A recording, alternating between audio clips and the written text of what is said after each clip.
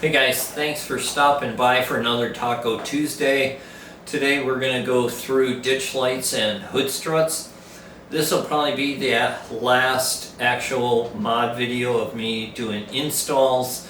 What I'll probably do though is one more with a quick go through of everything that I've put in, because there's some things that I just didn't video doing, like the 3T PAM on my dash.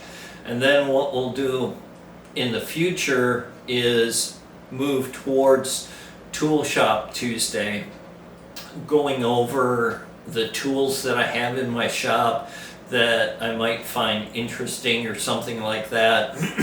Because the channel was initially designed to be about my knife making travels, but in the near future, under the taco playlist, Daisy and I plan to do Route 66, so there'll be some pictures and videos coming when we go and we do that.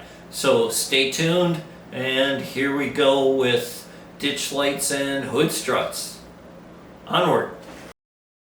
Okay, so first we're gonna mark where the hood hinge is, just to make sure that it all lines up again and that the hood doesn't move.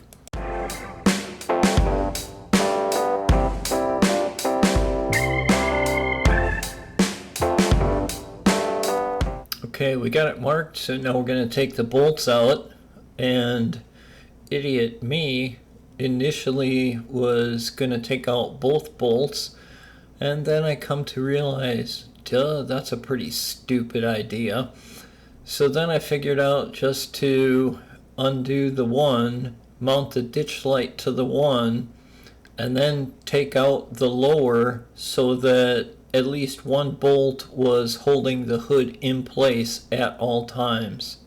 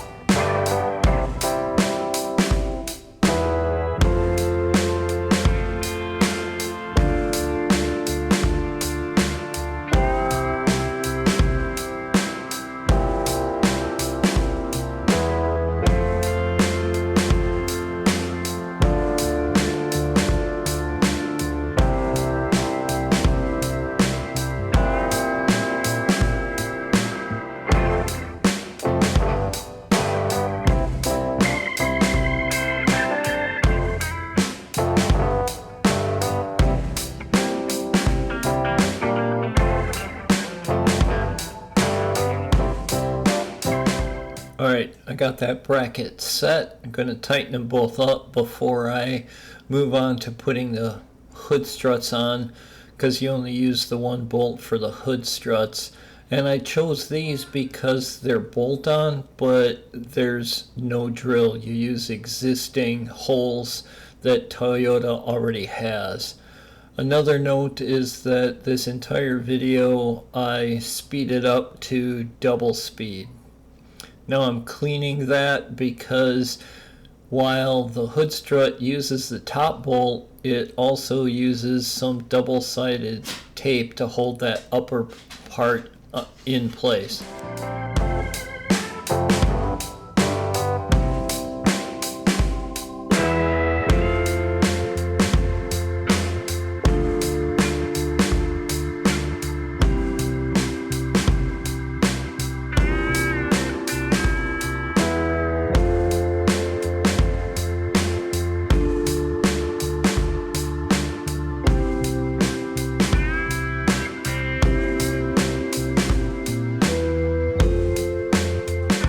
You can see from the bracket that the hood strut install is actually very simple.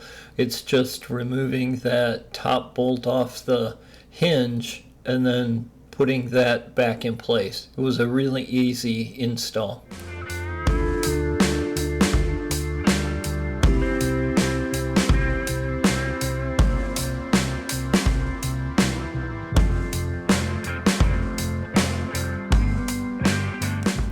Bottom of the strut gets attached to where the ground is, so you got to undo that bolt and then mount the ball type, whatever you want to call it, to that hole.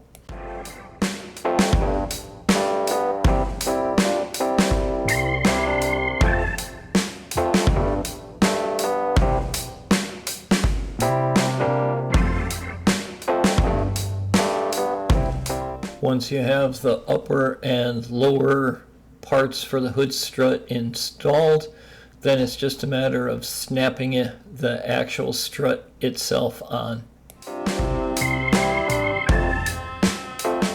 So the passenger side is identical. I didn't feel the need to video that, with the exception of that plastic piece. You have to take that off to be able to get in to reach that lower control knob for the strut. Really wasn't that difficult, easy to do.